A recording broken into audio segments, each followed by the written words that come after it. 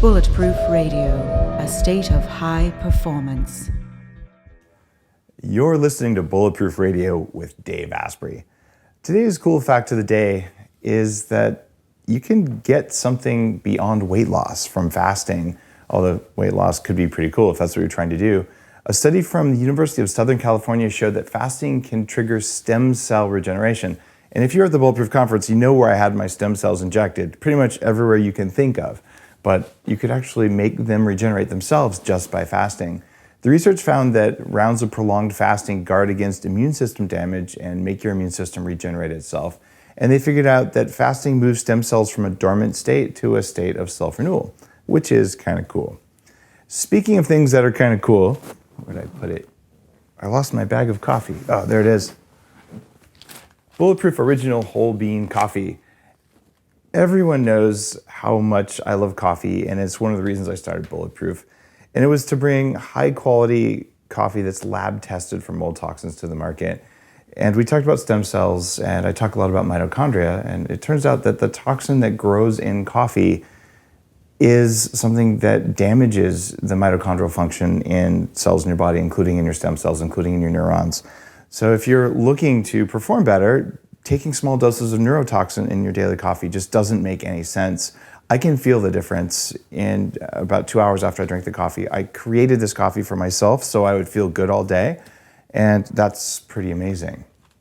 Bulletproof coffee is a part of my Bulletproof intermittent fasting protocol. It's not the same as fasting, but it offers different benefits that are kind of cool. And if you do it with moldy coffee, you should expect to have a different result. And that's one of the big important things. So check out the Bulletproof coffee beans. They're one of the only 3 ingredients in Bulletproof coffee. You need the right coffee beans. You need brain octane oil to boost your ketones. And you need grass-fed butter because, well, it works better that way. And there's other good stuff in there. You can find this on bulletproof.com, and you can find it pretty much all over the internet. You can even find it at a few grocery stores. So check it out. I'd sure appreciate it. And speaking of gratitude, if you like the show, go to iTunes, please, and just give me a 5-star rating so I can tell the rest of the world how good the show is, and they'll find it too. Today's guests are guys I've wanted to talk to for a while. One is a guy who's been on Bulletproof Radio before, and a friend, and one of the experts in the fasting and keto communities, and the other is a guy I haven't spent as much time with. One is Jimmy Moore of Lim La Vida Low Carb. Jimmy, great to talk with you again, man. Hey, what's up, man? And also Dr. Jason Fung. Welcome to the show, Jason. Hi, great to be here. So Jason's a nephrologist and a leading global expert on intermittent fasting, knows a lot about low carb and high fat diets, especially for diabetes. And if you haven't heard of Jimmy Moore, it's probably because you're not on the internet. He's got like 1,000 or maybe 10,000, just kidding, about like 1,000 episodes of Lim La Vida Low Carb. 1,200 technically, but yeah, sure. 1,200. You know what I'm saying? Like 4 times more than Bulletproof Radio. And has talked to most of the experts I can name and some I can't name on his show. The other thing is, if you're watching on our YouTube channel, by the way, bulletproofexec.com/YouTube will take you right to the YouTube channel where you can subscribe. You will see that Jimmy is looking better than he's ever looked. I've been on Jimmy's low carb cruise, and I mean, you just finished a 20-day fast, but you are looking healthier, more vibrant, and more amazing than I've seen you look ever since I've known you. So congratulations, man. Thank you. And I never would have believed it would come from the F word. From the F word? Well, I mean, there's so many of them that can help you lose weight, Jimmy. Well. French? What would you say? Right? French press, right? But yeah, I mean, fasting has revolutionized really my thinking on everything about diet. I mean, much in the same way that low carb 12 years ago kind of revolutionized what I thought about diet.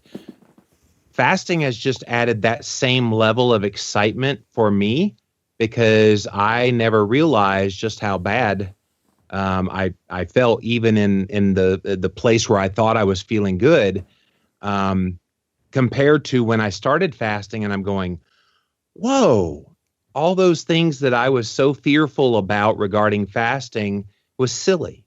And the more that I've done this, and I've talked about this when I've done updates on Periscope, I feel like I've kind of grown a little bit of a fasting muscle, so to speak, that the more I've done it, the stronger I feel like I've gotten. Where fasting, I used to think a 3-day fast was a long fast. Now a 7-day fast seems so short.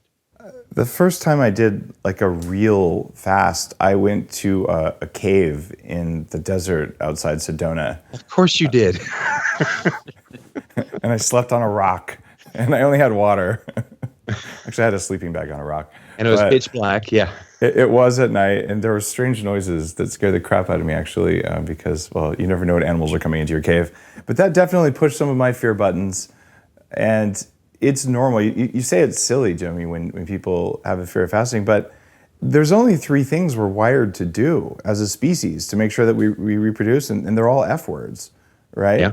One of them is feed, so like eat everything or you'll die. Like that's our wiring, right? And it's like flee, like run away from scary stuff, which is why I wanted to be in a cave, right? Just to see if I could like double down on that. And the other F word is to make sure you reproduce the species, right? Like that's it.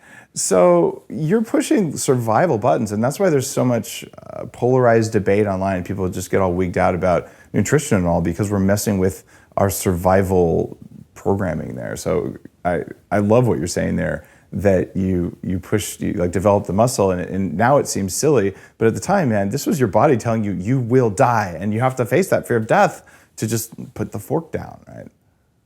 And I think it all starts with that first step. I think once people try it just once and fail, that's what I want people to know. You're going to fail probably the first time you ever try to fast because you've psyched yourself into it. I did. I totally psyched myself into it. I'm going to fail. And that first attempt at even intermittent fasting crashed and burned with a blaze of glory. But it was that first attempt that got me to try it again. And I got a little better and went a little longer. And I tried it again and got a little better. And now, again, it's almost become second nature along with my ketogenic diet to make me healthy. And I'm very grateful for the work of Dr. Fung because he's certainly leading the way in this aspect. So you guys just wrote a new book, which people are calling the Bible of Fasting, which is a great book. It's called The Complete Guide to Intermittent Fasting. And you are an Amazon bestseller. Now, I'm assuming you're like a real Amazon bestseller, not in like religious studies category 2. It just... Oh, we're more than an Amazon bestseller. It actually hit international bestseller, or for my Canadian co-author, national bestseller, because it did hit number 5 in the self-improvement category in Canada, and it hit number 1 on Amazon Canada. It was stayed at number 1 for about 5 days, so we were very honored. I'm still... That was an album. They have Amazon in Canada? In all books, yeah, Amazon.ca. By the way, Jason, I live in Canada. You're so funny. So. Yes, I know you do. So a national bestseller for you guys. That is so cool. Congratulations, guys, because this is one of those things that I'm going to be a little bit honest. There's been a lot of extremism around fasting, just historically, like for the reasons we just talked about, where it's fear of starving and all these incredible, you'll die, you'll go into starvation mode, but it's not the one you want, and you'll lose all your muscle and all these sorts of things. So, Jason, how does it actually work? Well, the thing about it is, as you said, there's a lot of fear around it, and that's one of the reasons we wrote this book, is to kind of put to bed some of these myths that really hold people back. Because the thing is that those myths, the main two being starvation mode and losing all your muscles, they're actually not true at all. And if you even think about the word breakfast, it's the meal that breaks your fast, which means you should be fasting every day, right? So this is not some cruel and unusual punishment, right? This is part of kind of everyday living. And then you can look back at history and you can see that 3 of the most influential people in the history of the world, Jesus Christ, the Prophet Mohammed, and Buddha, all agreed on really probably only one thing, right? And that was really the power of fasting, right? So people have done it for years and years and years, probably initially inadvertently, right? Because it's winter, there's no food. But when that passed, then people did it deliberately, right? So you look back at the ancient Greeks and Plato and Hippocrates, and all these people fasted not because they had to lose weight or they had diabetes or there was no food. They did it because of all the benefits of fasting. And that's what we've really lost sight of, is that there's something uniquely and intrinsically good about fasting.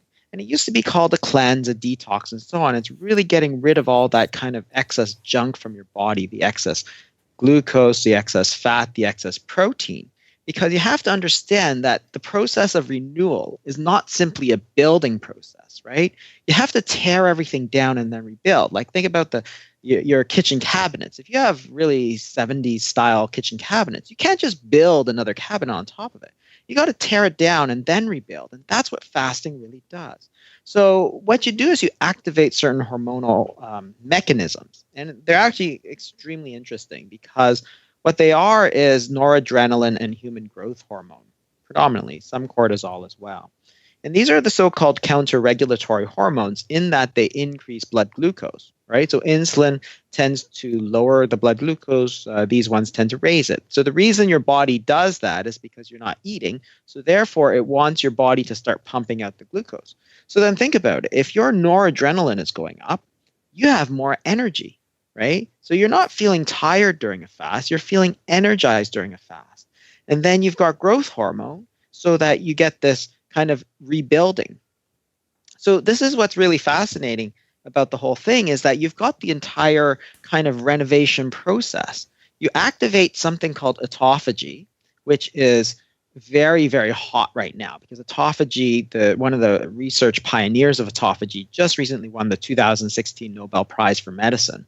And what he described was this process where your body actually cleans out all that excess proteins, junky old proteins and subcellular parts.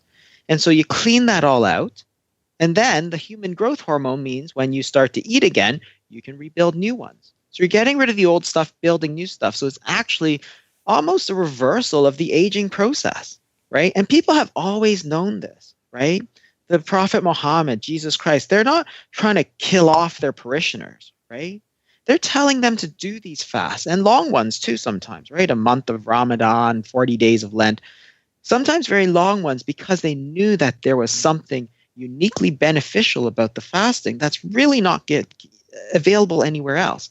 And then you can talk about other benefits, like the anti-cancer benefits and prevention of Alzheimer's disease, and then even the sort of obvious ones like weight loss and type 2 diabetes. And people talk about using it for elite athletes. Training in the fasted state is kind of the big thing coming up. And again, you can understand why people would want to do it. If your noradrenaline is high, you're going to have more energy, so you can train harder. And when you refeed, then what happens is your growth hormone is high, so you build up that muscle faster. So you train harder, recover faster.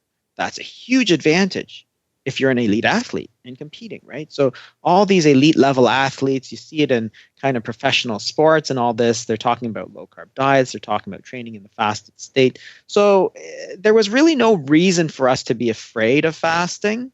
But unfortunately, what has happened is that people have, especially companies that sell food, for example, they just don't want you to fast, right? That's all lost profit. So for the last 50 years, there's been this whole thing of you should eat more times a day. You should eat all the time to lose weight. I'm like, okay, that's really dumb, right? That doesn't even sound like it's going to work.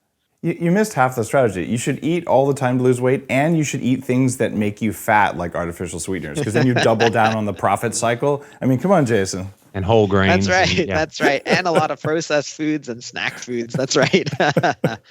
So that's exactly right. And it's not something that was foreign to us. That's what everybody thinks, right? And I get this reaction all the time.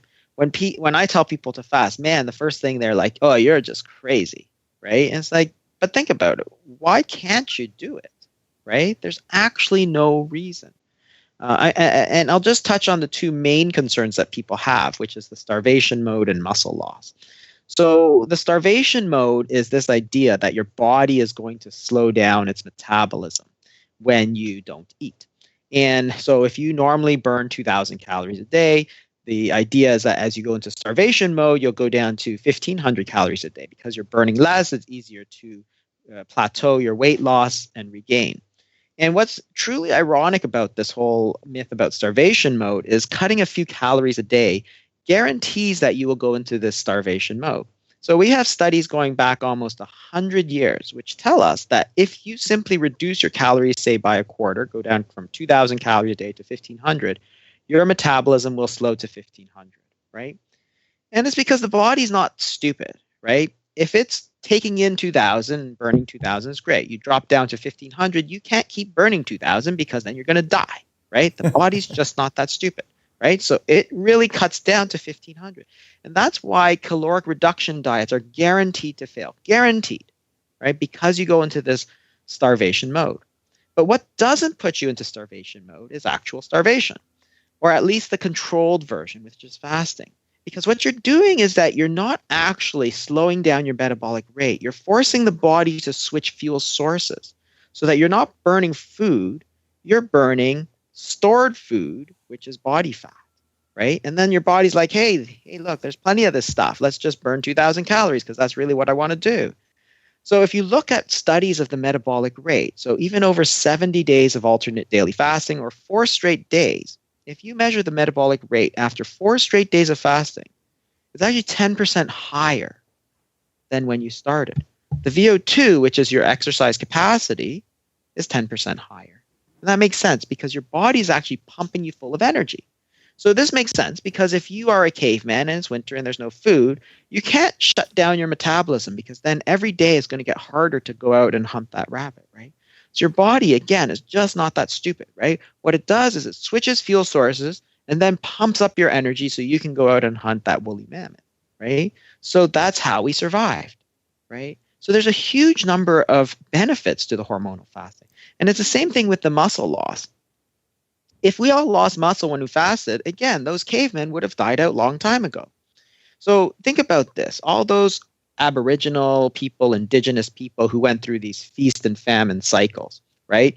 Every time you gain weight, you gain fat. Every time you lose weight, you lose muscle, right? It's like, okay, so you're telling me that nature designed us to store energy, food energy as fat, and yet when we need energy, we burn muscle, right? You think it's such a stupid, you think Mother Nature is so stupid, right? Mm-hmm. That's like storing firewood for the winter, but as soon as you need it, oh, let's chop up our sofa, throw it in the fire, right? Nobody's that dumb, right? And this is the thing. Neither is our body. So all those indigenous people who had those feast and famine cycles, they should be 100% little balls of 100% fat, right? Like, it's funny how that didn't happen, right? All those Native Americans, all those Inuit, all those Bush people, they're all lean and muscular with no fat. Why? Your body stores energy as fat, and when you need it, you burn energy as fat, right? And all the metabolic studies show the same thing. And people say, well, because of gluconeogenesis, you're going to burn protein. Well, if your question is, do you lose protein, then measure the protein. And again, just recently, there was a study comparing directly caloric reduction versus alternate daily fasting. At the end of it, if you look at lean mass percentage, it had gone up a little bit in both cases because they're losing fat. But the percentage went up 0.5 in the caloric reduction and 2.2 in the intermittent fasting, which means that it's 4 times better at preserving your lean mass than caloric reduction. It's way better. And again, the same thing. If you look at metabolic rate, with the caloric reduction, it went down. With the fasting, it did not, right? So if you are trying to keep your weight off, you must fast, right? You can't just cut calories. You will fail. And that's why everybody fails, because they've kind of given up this therapeutic modality. Because the two things is the hunger and the metabolic rate. That's what kills the weight loss in the long term, right? So there's a huge advantage from fasting from a metabolic rate standpoint. There's a study that I've used in a couple talks that I give that looks at what happens when you raise ketones a little bit. It's only to 0.38, which is like halfway to nutritional ketosis. But that suppresses ghrelin, which is the main hunger hormone, and then that causes you to reset your hunger levels to your current body weight. So if you fast even just a little bit, you can get that benefit. And I remember when I weighed 300 pounds, and Jimmy, you were like at 480. So like you've lost more than, or 410, sorry. You've lost 180, you were at 410. And like the difference in your function when you get control of just that one little hunger hormone, that one little craving hormone, it changes a lot. But fasting does something more than just ketones there, right? What else is going on with hunger hormones when you go through that, whatever, about 2 days of I'm hungry and all of a sudden you're not hungry anymore? It's not just noradrenaline and it's not just ghrelin. Are there other hormones involved that are changing that affect hunger? You can actually measure the ghrelin, and people have done this over an extended fast. And the ghrelin peaks on day 2, and every day after that, it goes down. And we see this all the time. And this is the advantage we have, is that we prepare people. If they're going to go on a long fast, we say, well, be prepared that day 2 is going to suck, right? And it's always true. Day 2, sometimes day 3. That's the stage where you go, I cannot take this. There's no way I can do this, right? But then every day after that, ghrelin actually marches down every single day. By day 5, day 6, day 7, it's so low that you're not hungry at all. And the question is why? The reason is that you are burning fat, right? So your body is energized and it's essentially eating your own fat, right? So there's no reason why it needs to eat something else. So ghrelin goes down, and by day 5, day 6, and you see this all the time, people are like, yeah, I can just go on forever. I feel great. My mind is, on fire, and everything is feeling good. So ghrelin, and people say this all the time. They go, again, we have seen hundreds of people, so we have the advantage of that clinical experience. And they come in and they say, fasting, I thought when I did the fasting that it would make me really, really hungry. But the exact opposite has happened, and I don't feel hungry at all. It's like my stomach has shrunk. And I'm always like, well, it didn't actually physically shrink, but it's like that. And people are like, this is terrific. Because again, when you go on a caloric restriction diet, what kills your diet long-term is the hunger and the metabolic slowdown. So now you've got a technique that can actually help on both sides. So it is the ghrelin, but it's also this whole other, all this other stuff. Like there's just so much going on. And sometimes people talk about exogenous ketones, and that's great, but that, remember, only gives you a little bit of the benefit of fasting, whereas the fasting gives you the kind of whole range. And obviously you can't fast forever, but, there are benefits to kind of using it. It's interesting that the day 2 problems where your ghrelin levels are highest and you're hungry and it's going to suck. It's not that way if you use brain octane as an exogenous source of ketones. You can literally have bulletproof coffee for the first 2 days, which, at least in me, when I prick my finger, I get up to 0.5, 0.6, enough to suppress ghrelin, and then you can eat nothing, and you don't experience any decline in energy or any sucky day 2 on an extended fast whatsoever. Right? And I'm lazy, and plus I have work to do. Like bulletproof is a lot of work. I'm a dad. I don't want to be a zombie for 2 days. I have a life to live.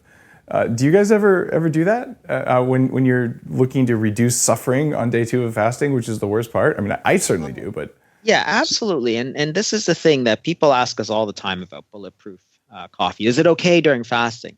And what people don't understand, they think it's all about calories, right? And in my first book, The Obesity Code, we talked all about it. It's not really about calories. It's about insulin. Insulin is what really makes us fat.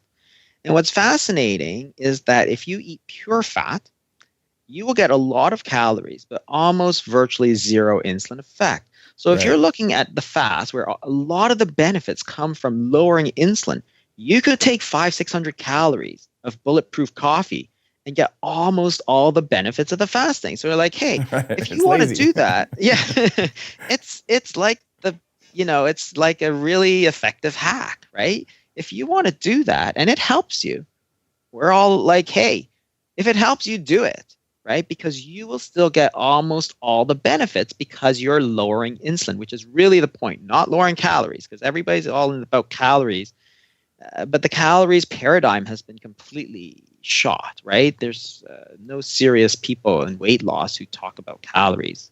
Now, when you say almost all the benefits, and this is something that I think listeners really care about, and I do not have absolute clarity on which benefits you don't get when you're consuming just the fats. There's third-party studies that looked at insulin effect. Bulletproof coffee was the lowest insulin effect. They found no effect at all of any breakfast they could find anywhere, like a test of 50 breakfasts and all this different stuff. But you've studied fasting at a much deeper level. You're a nephrologist. So what are the things you don't get if you use Bulletproof coffee during a fast? Like why should you go for a full fast? I would say for the first 2 days, drink Bulletproof coffee because life is better that way. That's just my personal preference. But after that, whether you want to have nothing, what are you missing out on if you have, your Bulletproof coffee in the morning during a long fast and you're having nothing else? If you have zero insulin effect, you probably get almost all the benefits, right? And it's variable, right? The point is, so there's another variation we use quite commonly, which is a bone broth fast, which is you fast but you use bone broth. That's different because it has a lot of protein in it. That's the amino acids, right? Yes, exactly. And some people actually think that's good because you get all these kind of things that are good for you from the bones, right? But the thing is that protein can actually turn off autophagy. It right? does, Because it's very sensitive to autophagy. So one of the things you have to be very careful of, if that's your goal, then maybe that bone broth fast is not good for you. And the other thing is that we often allow people to use a bit of cream in their coffee during fasting, for example.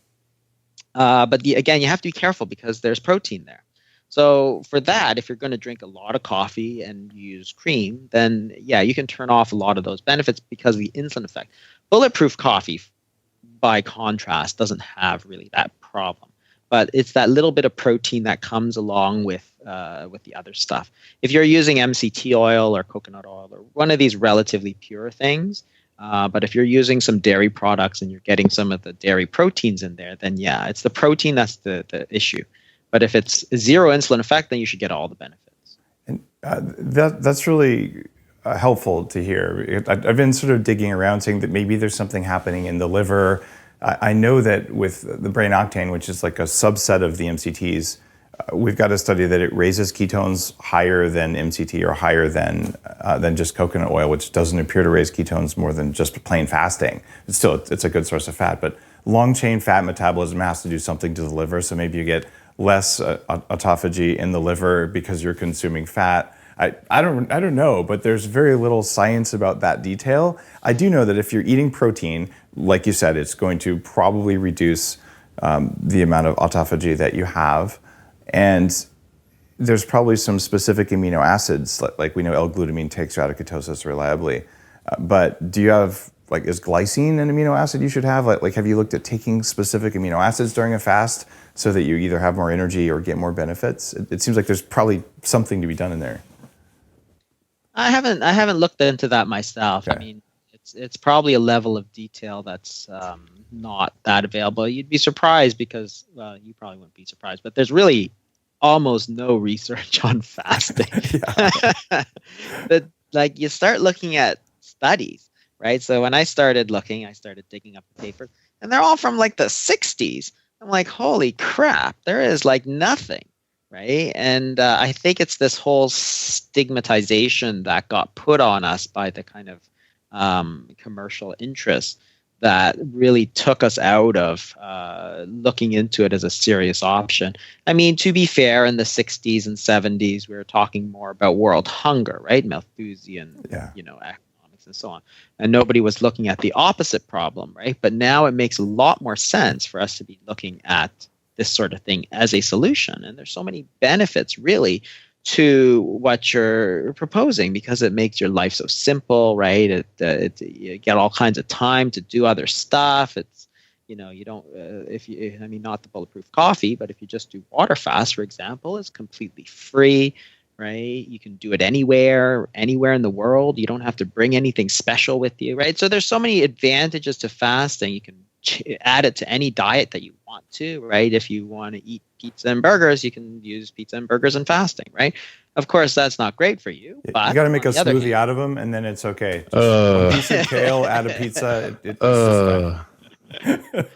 Hey, Dave, can I relay a story here? Because when I was dibble-dabbling into fasting, I was doing a fat fast as part of some of what I learned in my Atkins diet experience. And I found that I actually get more hungry on a 1,200 calorie fat fast, which for people that don't know what that is, it's about 90% of your calories coming from fat, and then the remaining 10% protein and very little carbohydrate.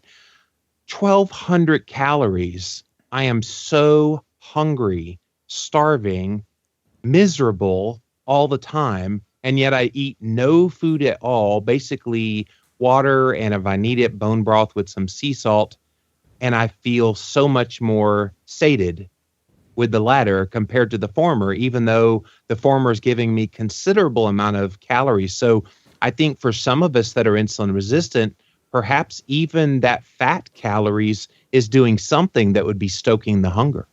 But it may not be the actual fat calories, Jimmy, because Okay. I'm aware of fat fasting. I lost 50 of my 100 pounds on the Atkins diet years ago, Yep. and I couldn't lose the other 50. And I've seen this a lot with people on a kind of a standard high fat, low carb template, and it's because you're eating damaged fats, like fats that are oxidized and Sure. fats that have been fried. And Atkins was an absolute genius, but pork rinds, like the fat in pork rinds is highly oxidized, which triggers it actually triggers your body to try and get rid of the oxidized fats, which requires glucose to help you process them in the liver, right? And Jason, correct me if I'm wrong on any of this stuff. This is my understanding. I'm not a physician, but and then there's also the oftentimes the artificial sweeteners that are included that do trigger intense cravings, like Nutrisweet. Well, I ate neither of those during my fat fast. Good deal. So you were not doing that. That was No. Artificial sweeteners is a good question because a lot of people Yeah. say, well, there's no calories, so can I use Splenda or whatever? And we're always like, no. And they're always like, oh, why not? I'm like, and we're always like, that stuff is just not good for you, right? I'm a It's like, nephrologist. Filters.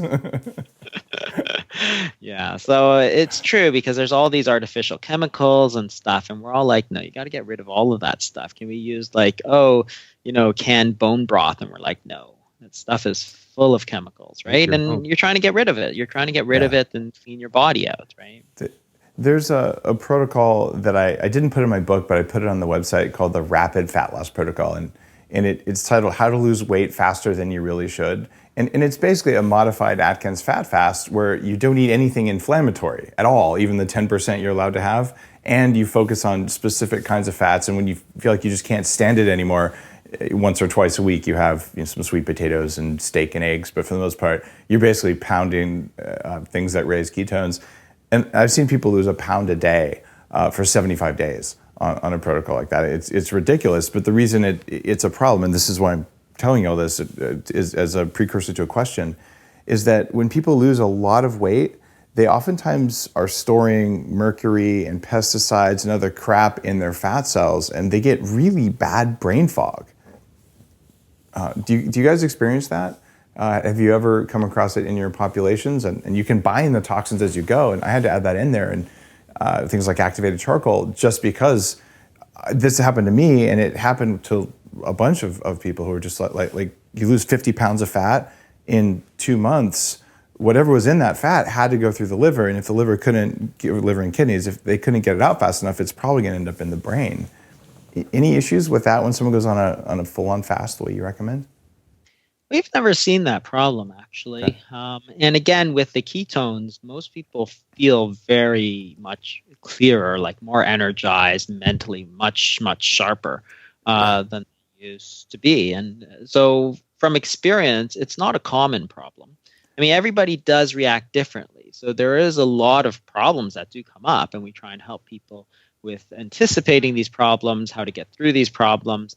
But there are always problems. The other thing is that's important for us is to set their expectations to the proper one. And one of the big ones is the initial rapid weight loss. It's not a bad thing, but most people lose far more than a half a pound a day. So the average weight loss, fat loss, is half a pound a day. Because if you burn, if 1 pound of fat is roughly 3,500 calories and you eat about 1,800, right? It takes 1 pound of fat lasts for 2 days. So therefore, it's a roughly half a pound of fat loss per day. Now, over a 7-day fast, for example, most people will lose like 8 to 10 pounds, right? And then they're like, oh, great. But then as soon as they start eating, they'll gain like 5 of that back. And it says, oh, it's just a waste of time. It's like, no, you're still down 5, right? It wasn't a waste. You had to expect that to come back. And then if they know that ahead of time, then they're not like completely crushed when they thought all 10 would stay off. That 10 is not all going to stay off. So once they know that, they can kind of move forward and understand that it wasn't a failure at all. This was expected. Like sometimes more stays off and sometimes less, but yes, you have to expect that. Now, Jimmy, you've talked a lot about healing insulin resistance, and this is something that I've experienced. When I was in my mid-20s and I started doing a bunch of metabolic testing, so this is going back for me, 18 years ago. Later next week or something, I turned 44. So I had a fasting blood sugar of around 117. They said I was pre-diabetic and at high risk for stroke and heart attack in my panels. I'm like, this isn't good. Actually, I was 29 during that test.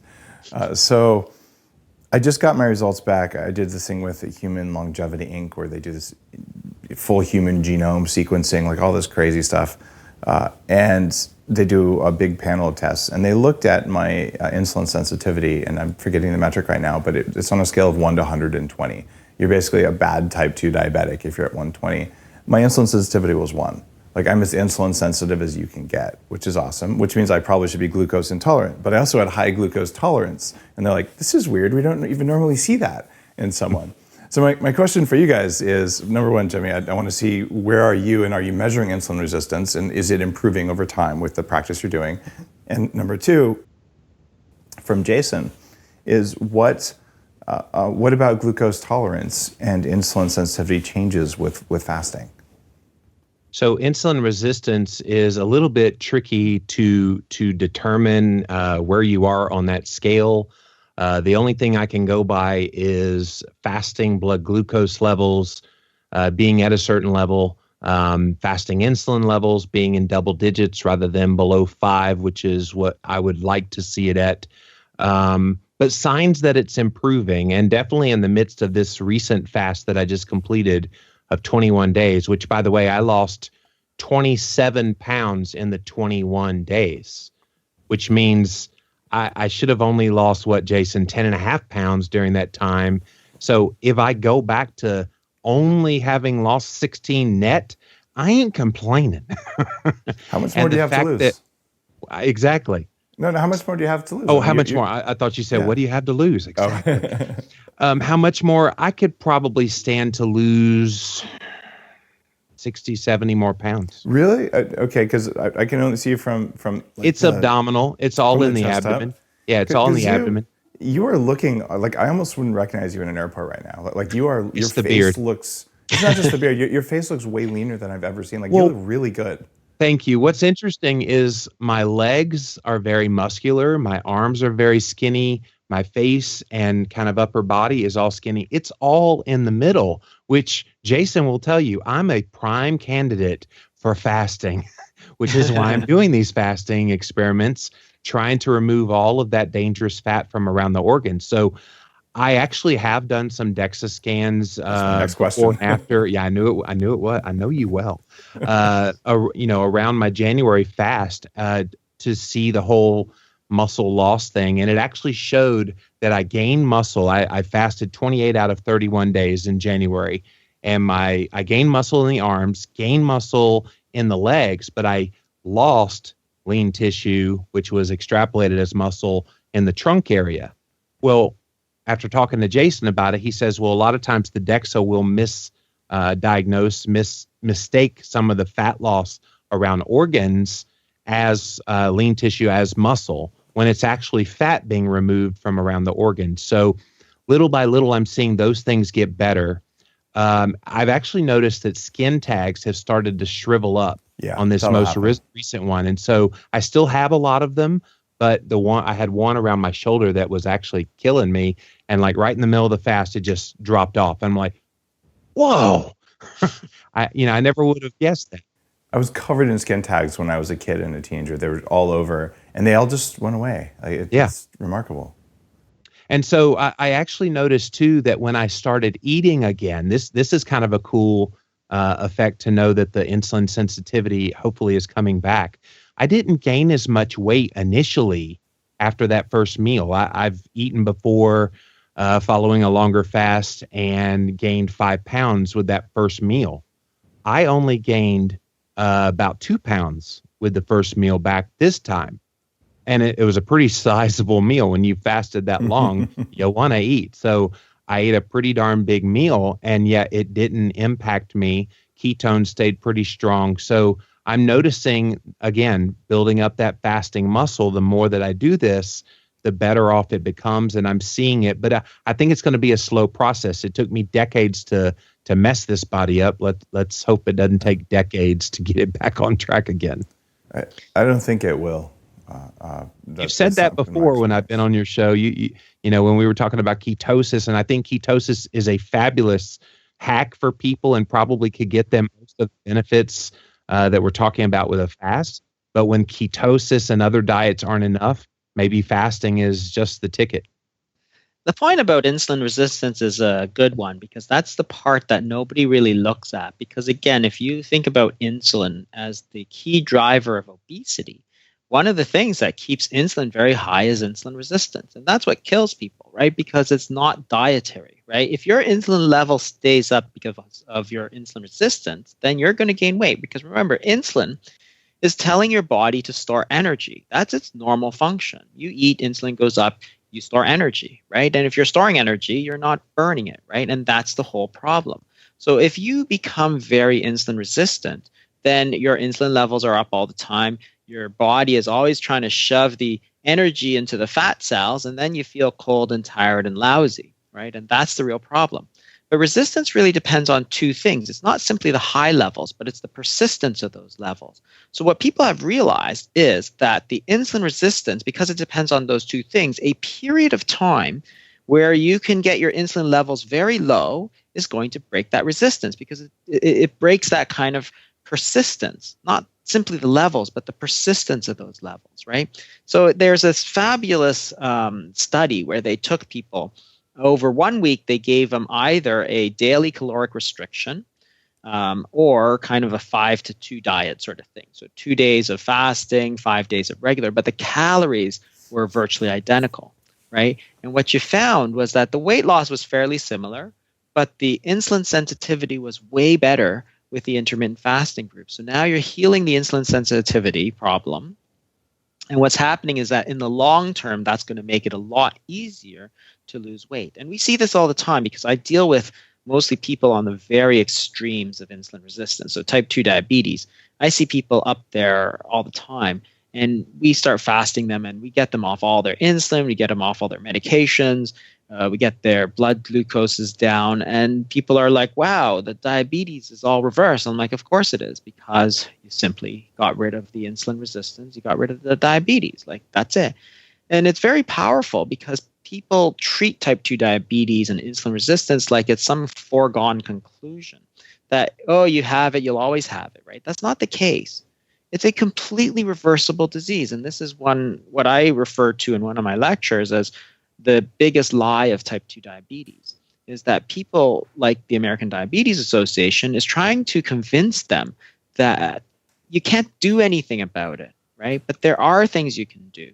You can heal it with fasting, with fat fasting, with low carbohydrate diets, but they won't promote these things because, you know, there's probably a lot of reasons why they won't. They're hard to sell. Well, yeah. So HbA1c is a blood test that is commonly used to track type 2 diabetes. And with something like metformin, a common drug for type 2 diabetes, you can improve your results by 1%. Exercise will improve it by about another 1%, so small changes. I have a piece of gear at Bulletproof Labs, like underneath my feet. It takes about 20 seconds a week of exercise, about 2 minutes to do the whole sequence, but only actually 20 seconds of exercise, that improves HbA1c by 8.2% on average, right? And it's by flexing the bones. So what you're doing is you're actually driving changes in bone density, which changes hormones, which causes the body to use insulin or to use glucose more effectively, because it increases demand probably in the bones, certainly in the bone marrow, perhaps. So it's fascinating to me that even changes in the type of exercise, you can get any sort of really heavy weight-bearing exercise is going to do a little bit of that. This is just a machine that causes you to do isometric exercises to the point of bones bending. Yeah, that's very interesting, because again, it's the same thing with exercise. People and fasting, they always say, well, it's a stress, isn't it? It's like, yeah, fasting is a stress to the body, so is exercise. With bending the bones, of course, you're putting the bones under stress and you're forcing your body to make that bone stronger, right? So astronauts go up in space and there's no pressure on the bone, so they all get osteoporosis. So we all think that osteoporosis is a matter of lack of calcium. It's nothing of the sort, right? Exactly. Because the thing is that I can give people osteoporosis, how you go up into space, or you lie down in bed all day, you become bedbound, right? You get osteoporosis. Everybody knows that. Why? Because you're not stressing your body, right? So this is the concept of hormesis, which Nassim Taleb talks all about. I mean, that guy I think is totally brilliant, right? But he talks about hormesis in that small doses of something which can be toxic, for example, in small doses are very, very good for you. So it's the same thing. Exercise is hormesis, fasting is hormesis, flexing the bones is hormesis. So any stress on the body, as long as it's not excessive, is actually very, very good. Well, some things are just not hormetic at all, and this is, I think, a big problem with a lot of nutritional research. Like cyanide isn't hormetic, mercury isn't hormetic, right? Hypoxia is hormetic, right? Like a lack of oxygen, which raises brain-derived neurotropic factor, BDNF. So there's all these crazy things, but there's like a bit of a bro, like kind of chest thumping perspective, like little bit of gluten in pizza won't bother me. It's like, well, actually, it turns out if you're having pizza once a week on your cheat day, it probably is bothering you. And I can show you a bunch of studies, but like gluten probably isn't a hormetic stressor for some of us, but others are. And so being able to just know, is this a good stress that's going to make you stronger, or is this just a stress that takes away and causes food cravings later? A lot of my work in the food roadmap on the Bulletproof diet has been figuring out what's hormetic. But like nightshade vegetables are not hormetic if you're one of the 20% of people who have essentially a blood type that isn't going to work well with them. This is different than the blood type diet stuff. But so like you don't know, but understanding the benefits of good stress versus just like stress that's kryptonite stress. Do you buy that? I mean, you guys have a different life experience than I do, and Jason, you're a medical professional, and I'm just a hack. So, no, absolutely, and there definitely is true, right? It's like asbestos. Asbestos is not hermetic, right? There you go. On asbestos, right? So definitely it's true, but these there are other things that are hermetic, right? And for those things, you have to realize that those are the hermetic things, and then you should go ahead and do those or do more of those. And we all know that with exercise, right? Yeah, you should exercise, absolutely, right? You don't build muscle by sleeping, right? And this is one of the things that always not upsets me, it gets me all kind of riled up. Everybody talks about muscle loss and so on. I'm always like, okay, if you're talking muscle, you don't eat to gain muscle, okay? You have to exercise to gain muscle, okay? If you want to lose weight, that's mostly about the diet. Yes, you can exercise to lose weight. It's really hard, right? A lot of people have tried to do it, and most have been not successful. But again, it's like everybody says, well, if I don't eat, I'll lose muscle, right? It's like, why? Why would your body do that, right? Yes, you are going to lose some lean mass. Yes, you're going to lose some protein, but that's not all bad, like those skin tags. And this is the thing, something like the... Jimmy lost 2 pounds of skin tags on his back. I wouldn't doubt it. This is the thing, that we have people who have lost 100 pounds, but we never have problems with flabby skin, right? Because that's all protein that needs to go, right? And it's like if you look at Holocaust pictures and Japanese, World War II American prisoners of war, there was no flabby skin. Right? Some of these people had a lot more skin when they started. In 1945, when they're released, there was no flabby skin. Why? Because the body's not that stupid to starve and still have flabby skin. You're going to burn that for energy, and it's the same. It's a good thing. You want to lose a little bit of that protein. So just because you've lost a little bit of protein doesn't mean it's a bad thing, right? Very, very insightful comment. And thank you, Jason. I hadn't thought of that, but it makes really good sense. Do you think that fasting then might help people with loose skin? I hear this a lot with Bulletproof people, and I know there's certain kinds of exercise that can help the body just to want to tighten up the skin. And I don't have loose skin issues, even though I've lost 100 pounds. is fasting going to fix loose skin for most people just because your body gets so hungry it absorbs all the extra skin? I mean, Yeah, because what happens is that there is a period of time.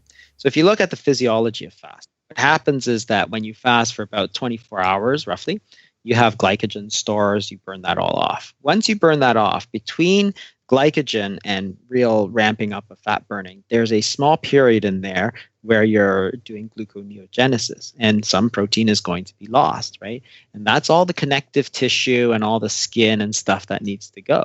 So if anything is going to do it, it's going to be fasting. So I can't say it's 100% successful, but I can tell you that if it's probably the technique that has the most likelihood of success, so I can't say for sure, but anecdotally, we've had lots of people who said, oh, okay, they had a lot of problems, and then as soon as they started the fasting, and it's not going to go away in like 2 days, right? It's over time, they've noticed that their skin has actually tightened up significantly because your body knows that that is superfluous tissue, right? Again, we can't assume that our body is just that stupid, right? It knows that it's useless tissue, so therefore it goes back in there and says, well, let's get rid of it. Let's get rid of it.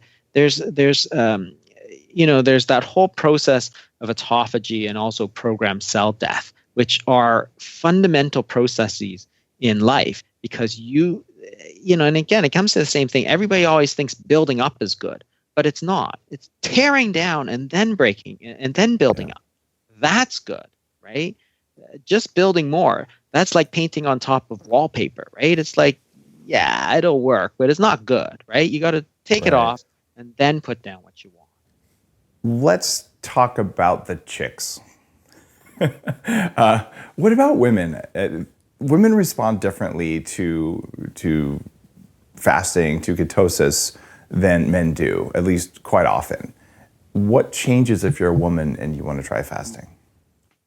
Actually, there's not a lot of difference, right? And I think this too is one of the great myths of fasting, is that women can't do it. And that's kind of ridiculous because women have fasted for thousands of years, right? Again, some inadvertently. Yeah. I mean, if you think about all the religious fasts, for example, it's like, do women get exempted, right? No, not at all, right? When it's Lent or when it's Yom Kippur or when it's Ramadan, the women fast. Now, there are certain situations. One, if you're pregnant, definitely don't do it. If you're breastfeeding, please don't. But just as a book author of a book on fertility, please don't fast when you're pregnant. Like, that is just bad in every way. Right. Okay. And also, if you're underweight, then you probably shouldn't be fasting. Now, that's just common sense, because what can happen if your body fat falls below a certain point is that you will stop your cycles and you won't be able to get pregnant, right? So that's that for sure. Those are special situations. And again, if you're 16 years old and borderline anorectic in terms of, your personality, then of course that's not for you, right? But that's a whole different thing than the 65-year-old woman who is obese and type 2 diabetes, right? So there is a context to it. But if, when you take out those people who shouldn't be fasting, then women do fine. And all the old studies have both men and women, and they lose fat at the same rate. And some people say, well, I fasted, I didn't lose as much weight as I thought I would. Well, that happens to men too, right? So we have a clinic, we've seen hundreds and hundreds of people, and at least half of them are women, and probably they do equally well. In fact, some of the people who have done the best are women. So there's no physiologic reason. Remember, the difference between men and women is sex hormones, right? Estrogen, testosterone. Insulin, which is the main thing when you talk about hormonal changes of fasting, is the same in men and women. I mean, not exactly, but it is similar, right? There is a interplay between sex hormones and insulin. And the other thing is cortisol and human growth hormone and so on. Most of those are very similar between men and women. But again, the reason it got out there was because there was some internet post. Somebody said, well, look at these studies of 5 rats, and the women rats didn't do so well. I'm like, well, what about the last 5,000 years of human history when women were fasting? Did we see any problems? No. What about all the religious fasting? Did we see problems with women? No. I'm sorry, Jason. Until we double blind the last 5,000 years of history, we cannot pay attention to it. I'm sorry. There you go, skeptics. I got your back. And the truth is this, right? If you're a woman and you're worried about it, then you should try it. And if it really sucks and it's really bad and you're really not doing well, then don't do it. But that happens to men too, right? There are a lot of men who don't lose the weight that they feel. It's always an option, right? We don't say that everybody has to do it, but try it. Try it, see how you do. Now, if you do it once or twice, you're going to think it really sucks, right? The first few times, the first few weeks that you do it is going to be bad, right? And that's where everybody falls off, because just like Jimmy, he did it once and said, whoa, this was terrible, right? And I'm never doing this again, right? It's like exercise. You don't like run a marathon the first time you put on some running shoes, right? And then your muscles are all sore and go, oh, that was terrible. I don't know why everybody says exercise is so good for you. I felt terrible, right? It's the same thing with fasting. You got to get that muscle up. I mean, it's not actually a muscle, but it's the same idea. The more you do it, psychological muscle. Exactly. But the more you do it, the easier it gets. And I think what happens, and you can actually see this physiologically, is that you upregulate all those genes that are used during fasting, so your body can actually switch the fuel sources much easier. So before, it's kind of rusty, right? So you're used to burning food and you can't burn your fat.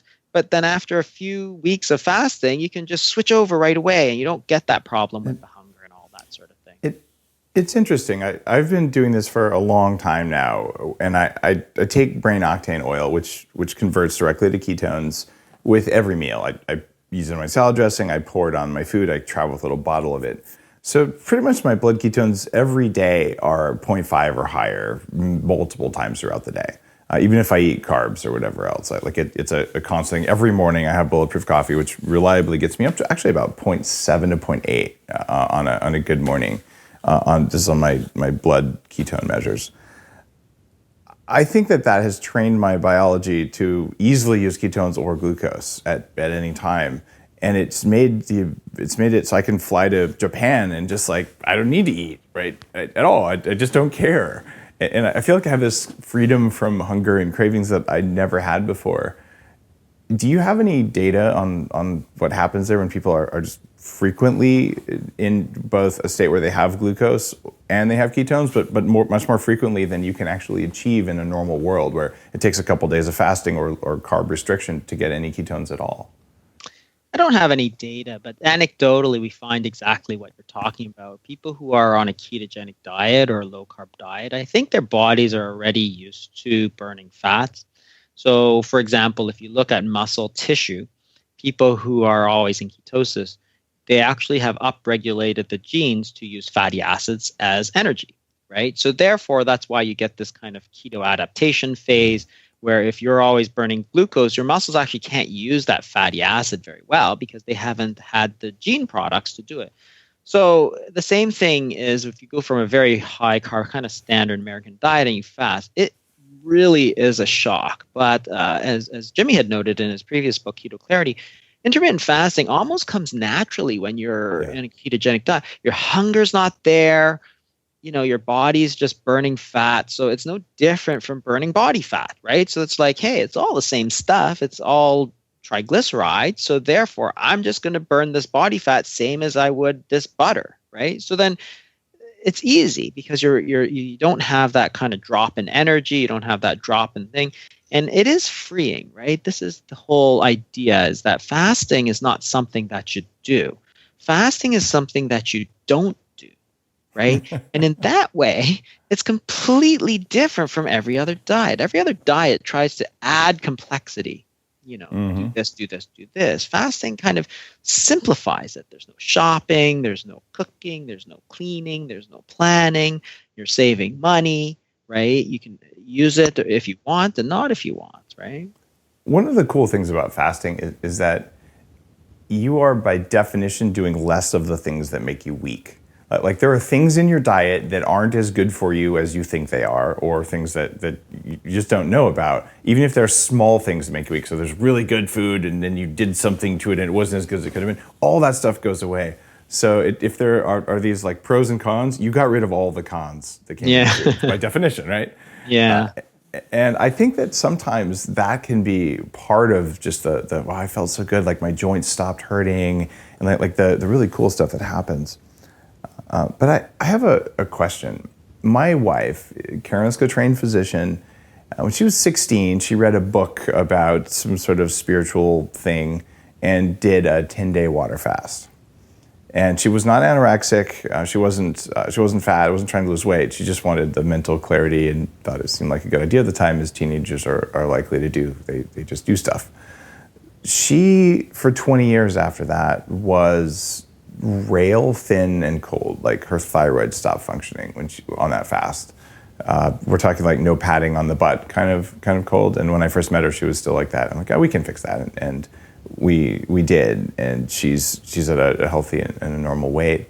But have you seen, especially in teenagers, any kind of thyroid effects, downregulation, other things like that? A 10-day water fast for a teenager seems extreme, but like, what are the risks, and who should maybe do that, or what should you have done differently? Well, I think that it all depends on where you are to start with, right? So if you are normal weight or relatively underweight, She was then normal, yeah. There's a bit of risk with that, right? And it's the same thing. It's like running that marathon the first time you do it. You could do some serious damage, right? So this is the thing, first guy that you died, have right? to. Yeah, that's right. What's his name? Some that Greek guy. But that's the thing, is that you have to kind of take things slowly. You have to have the knowledge to go with, right? Obviously, she was just kind of impressionable at the time and thought, hey, this is super cool, right? But it's like her body's completely not adapted to it. She's not able to use the fats very well and all that sort of thing. I mean, I don't know that there is any effect on the thyroid. None of the studies have really shown a huge effect. And I get this question all the time about thyroid function, but it really doesn't affect it much. Now, there is a problem if you start to go kind of too low. So if your cholesterols go too low and so on, because a lot of these hormones are actually fat-based, right? So if you go too low and you become too underweight, there all kinds of bad things can happen, right? So that's why our general rule is if your BMI is less than 20, we say don't do it. There's no point. Or just do very short ones, right? Like 24 hours, 36 hours, right? There's no problem with that, because again, if you look at what we have people do when they do fasting blood work, when we have them do for colonoscopies, what we have them do, it's often fasting for 24 hours. If you go into surgery, they'll often tell you not to eat for 24 hours, right? So you're fasting, right? Nobody ever has a problem with that, right? So these shorter ones are okay, right? 16 hours, 18 hours, 24 hours. But 10 days, it's a little bit extreme to go the first time you go out, for sure. Awesome. Now, we're coming up on the end of the interview, and Jimmy, I've asked you the question already that comes with Bulletproof Radio, but Jason, we haven't had a chance to do this, so I'm going to ask you the question. If someone came to you tomorrow and they said, look, based on everything you know from your career, but also just from life in general, and I wanted to perform better at everything I do, so I want to kick ass at life, what are the 3 most important things I need to know? What would you recommend? I mean, that is difficult, right? I mean, this is not just diet related. It can be anything at all, right? You might talk about diet not at all, or you might say it matters a lot. It's up to you. I think that the one of the real things is, and I think Johnny Bowden had talked about this a little bit, was that obesity is not simply about calories. It's really about hormones. And there are things in life that are very, very important that everybody kind of poo-poos in the kind of Western world. So there are things such as friendship and a sense of community and belonging that are simply so important. But because you can't measure it as a caloric value, people tend to kind of denigrate it as in, whatever. Right? So things that are really important are that friends, family, sense of community. There's the spiritual aspect, which is not necessarily religious, but spiritual or meditation or, again, one of these things, and we talk about it sometimes, meditation, as a way of stress management, right? And again, everybody's like, oh, that's all like airy-fairy and all this stuff. But again, there's so much data that says that you can actually reduce those harmful kind of cortisol levels and so on. So meditation and religion, I think, is so far ahead of us in terms of what they told people, which is like, think about what they do. Come to church every week, right? Sense of community. Everybody's doing the same thing at the same time. When you're fasting with the whole community, right? Sense of community. You're doing prayer, which is a form of meditation, right?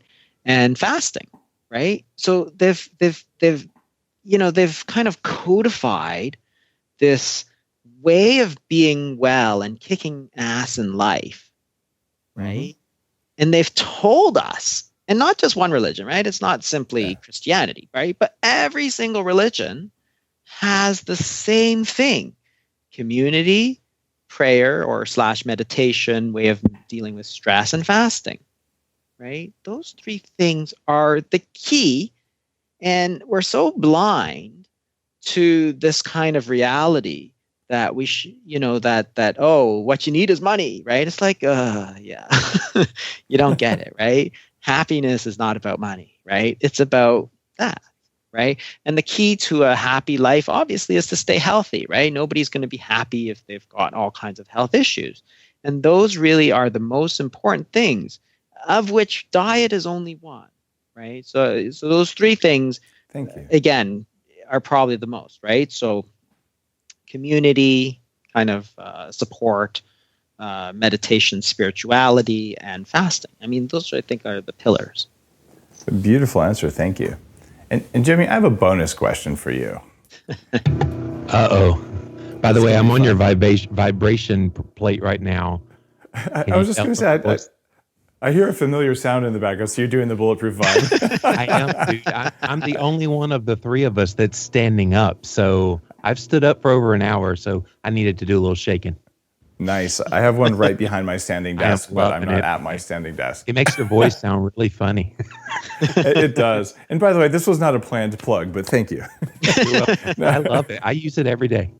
I do too. It does something special. Like, I think it's a mitochondrial thing. Like when you agitate a vat full of bacteria, they get healthier. Like it creates like hormetic stress in your organelles. By the way, I have no scientific evidence for that. All I know is my low back pain goes away when I do this. So. And we do know there's some mitochondrial density studies from astronauts and whatever, but there's something cool happening there. It may be piezoelectric, but whatever it is, I support you doing it, and I do it myself. I bet you've never had a guest do it while you're interviewing them, so this is fun. It's totally true. I have not. And that actually goes into my question for you. Great. Because you've done, you said 1,200 interviews, and you actually are a gentleman. Like you always act with kindness. You've interviewed some people who most of us would say are total assholes. And not Jason. It wasn't Jason. No, it wasn't Jason. But you've really like just kind of held your ground and been polite and been focused on the science. You are the exception. Both of you are. When you look at the keto community and you look at the just the amount of trolling, just the amount of just anger and rage that's out there about keto and fasting, where do you think it comes from? Because you don't have it.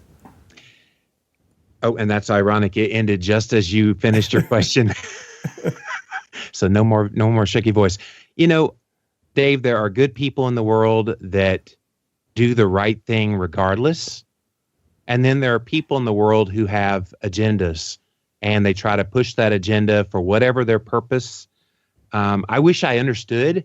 I just know I've done this long enough to know if you're doing good, there will be people who will want to undo your good.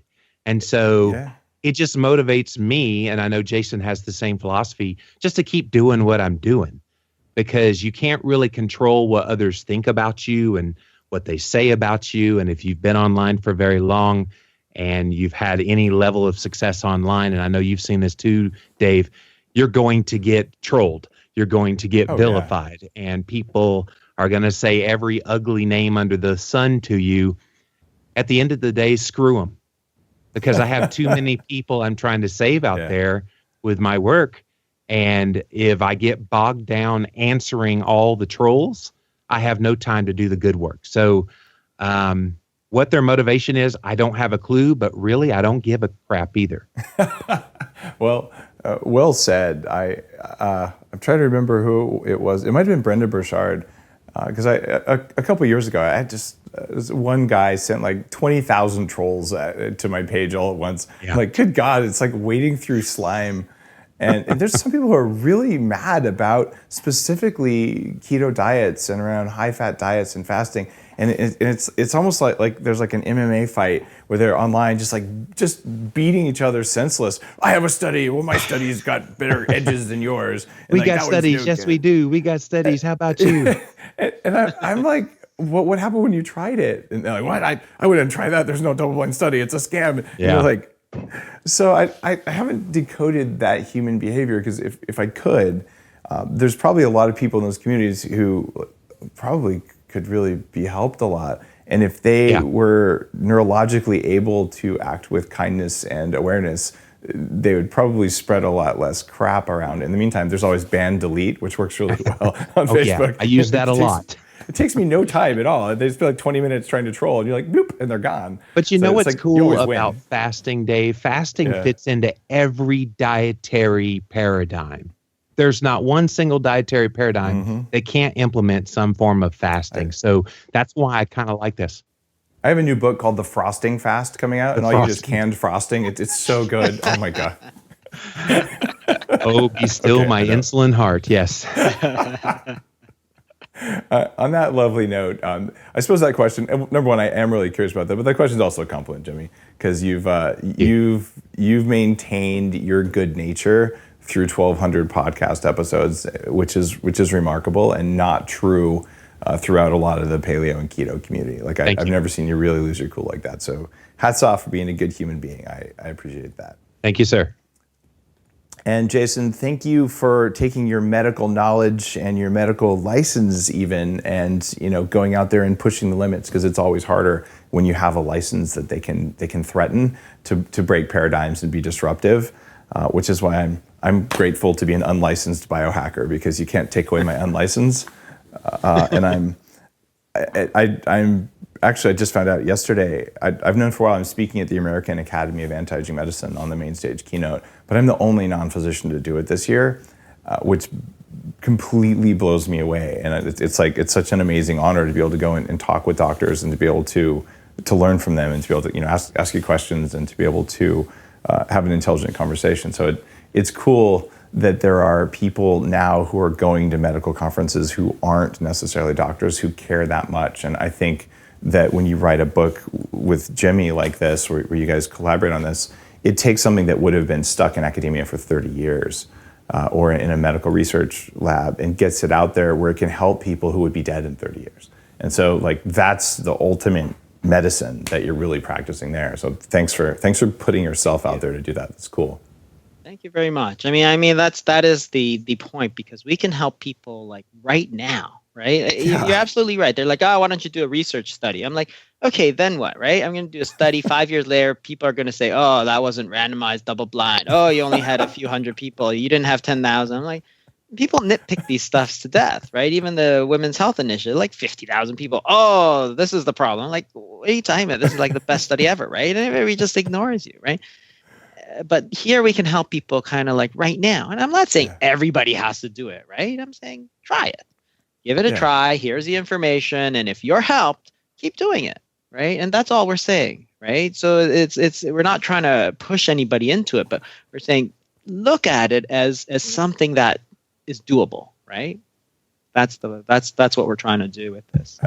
I would support that message 100%. And for listeners, this book by Jimmy Moore and Jason Fung is called The Complete Guide to Intermittent Fasting. You can pick it up on Amazon. And you guys are in print as well, or are you just on Amazon? Oh, yeah, Like, it's can in you go to print. Barnes & Noble? Yeah, it's in print in Barnes & Noble, Books A Million. And coming in December, I actually just finished the audiobook. Since I'm a podcaster that people know my voice, I went ahead and read the whole book. So that's coming in early December. That's actually a huge amount of work. It takes like 4 days. Yeah, no kidding, dude. More than 4 days. For the Bulletproof Diet, I read the first 2 or 3 chapters in a special booth, and it took a whole day, but I couldn't I couldn't get 3 more days of booth time because I kept having like keynote presentations and flying around. So I had a professional reader. I always felt bad because I wanted to read the whole thing, but I couldn't do it. It's so much harder than, say, a podcast, because a podcast I can sit here and jibber jabber with you, but when you're reading the words, you just mess up. And so, yeah, my poor podcast producer is going through that now. And all right, dude, you mispronounced this word, reread that. And so it's just the magic behind the scenes of doing an audiobook. And I wasn't going to do that to Jason. That's it. That is a lot of work. Well, and guys, he threw in some words in there. I was like, I don't know what this word is. So can you like? All right, I got to ask, and then we're gonna wind up. Autophagy, autophagy. Autophagy is what I say. I know. That's what you guys say. But are you sure? But I've heard autophagy before. Right, like I've heard it both ways. I don't know which one is technically correct. I mean, we'll go with how does the Nobel Prize winner say it, Jason? Yeah. Well, he was Japanese, so. So say it in Japanese now. So I guess we don't have a consensus on that. I mean, in med school, what did they say? I think when I heard it, not many people talked about it, but it was autophagy. But again, it's probably one of these things that can go either way. Like process and process. Yeah. I got it. Beautiful. On that crazy trivial note about one of the side effects of fasting, we'll end today's show of Bulletproof Radio. Guys, it's always a pleasure. Thanks for the work you're doing. For people listening, you know what to do. This is a book that's worth reading. You've probably tried a Bulletproof Intermittent Fast.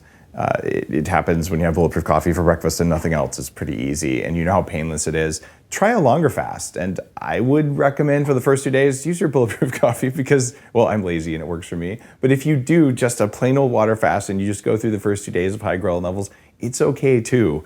All right, it builds character, if nothing else, to just resist some urges for a little while.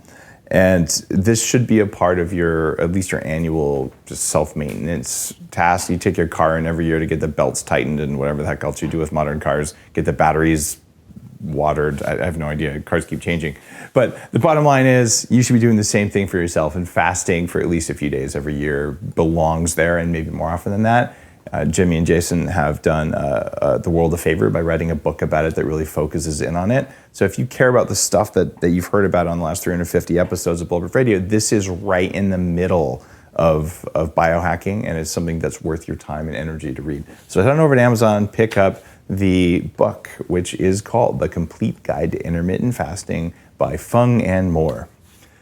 All right, guys, thanks again. Thank you. Thank you, and don't miss our new podcast coming out in January, Fasting Talk. I forgot to mention that. Fasting Talk. Fasting Talk. All right. That is a final thing in January, Fasting Talk. And I'm guessing, this is my psychic abilities here, 40 years of Zen training kicks in. You're going to talk about fasting.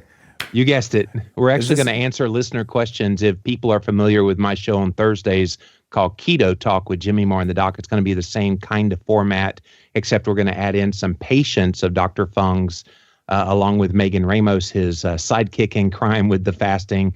Nice. They're going to alternate basically every other week, Dr. Fung and Megan, along with patients, so that we can answer questions from the real world perspective, because you asked some pretty real world questions today, and we'll answer those with expert knowledge. All right, that's called Fasting Talk. Comes out in January. That's going to be a cool show. Thanks, guys. Thank you. Thank you.